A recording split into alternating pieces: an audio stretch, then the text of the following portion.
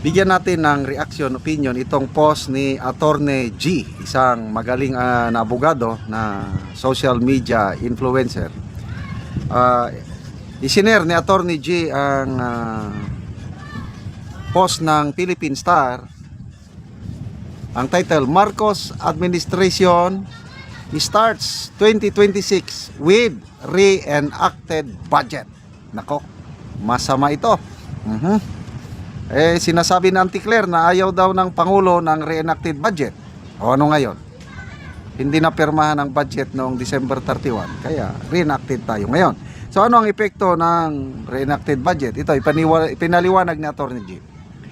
Sabi niya, nangyari na po ang pinakaunang pangakong napako ngayong taon ng ating Pangulo. Dahil hindi natapos ng palasyo ang pagsusuri at pagpipirma ng 2026 budget ng bansang ito. Kahit nangako itong walang magbabakasyon at walang matutulog sa palasyo hanggat hindi nila natatapos ang bagay na ito. Last year, ganyan din eh. Nangako rin na busisihin, mag-overtime. But at least last year, napirmahan nila on time. Before December 31 na pirmahan. Kaya lang, grabe naman. Most corrupt budget naman yung pinirmahan nila last year. Ngayon, natakot na sigurong pumirma. Kaya hindi pinirmahan. Pinag-aaralan pa daw. Para po sa kaalaman ninyo, ang pagsasagawa at pagpapasa ng taunang budget ng gobyerno ay parang thesis ninyo noong kayo po ay nasa kolehiyo. Ito po ang pinakamahalagang bahagi ng magiging grado ninyo. At dahil sa pangyayaring ito, parang hindi nakapag-submit ng thesis on time ang ating Pangulo.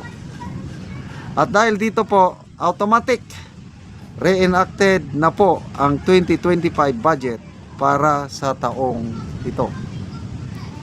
Ang budget na tinaguriang pinaka-controversial at pinakamaruming budget sa kasaysayan ng Pilipino.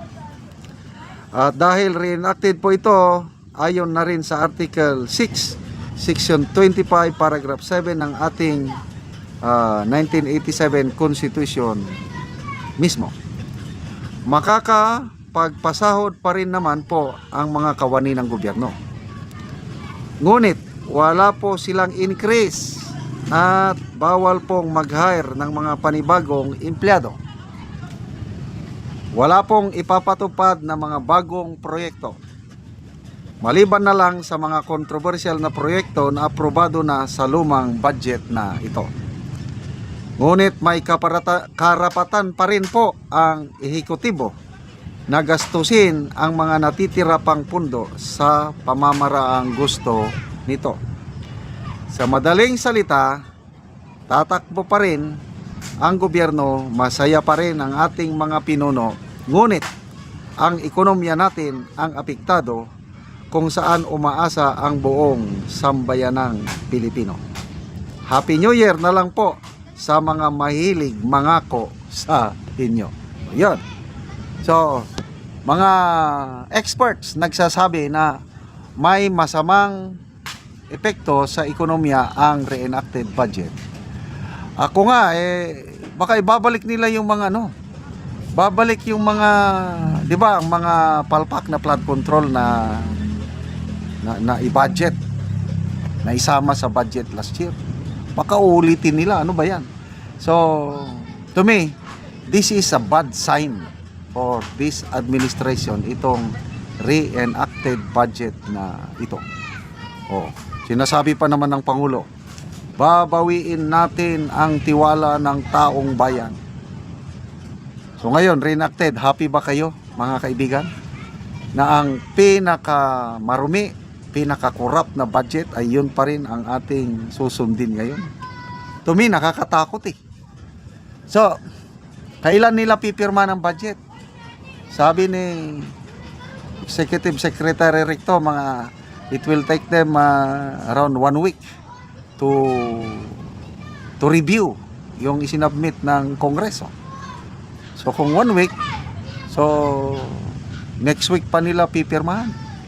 So kawawa ang bansa natin. Pero mo yan, uulitin na naman nila ang mga flood control projects. But anyway, granting na napirmahan na, no, at babalik na sa 2026 budget. Marami pa rin ang kumukutya sa 2026 budget na punong-puno pa rin ito ng pork ng katiwalian.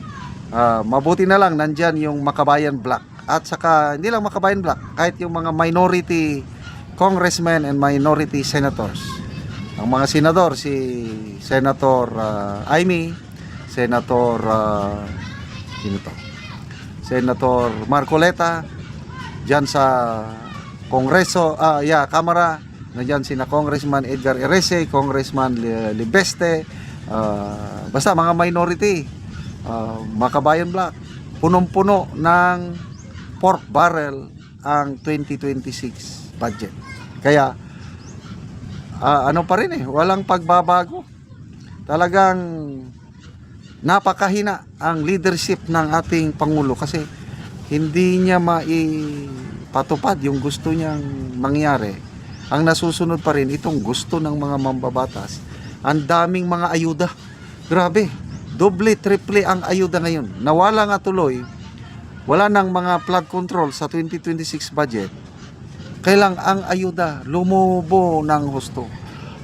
AX, TUPAD, ano pa yung MAIP, name it, local support to support to local government, farm to market road. Yan na yung mga yung mga natipid sa flood control inilagay diyan sa mga at tuloy pa rin ang kanilang ligaya. God save the Philippines. Salamat mga kaibigan sa inyong pagsubaybay sa ating channel.